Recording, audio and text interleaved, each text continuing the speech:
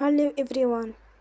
Today we talk about how to fix the app of SuperVpn. Here we go to settings. Then we click on apps.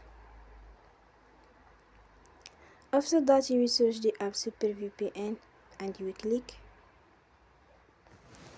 Then you will on for stop. After that you will go to storage.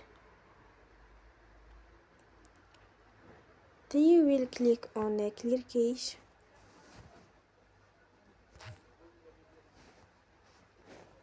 In the end, you will turn off your Wi-Fi and you will restart and you will turn again.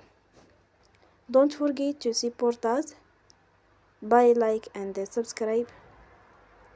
See you next time and thank you for attention.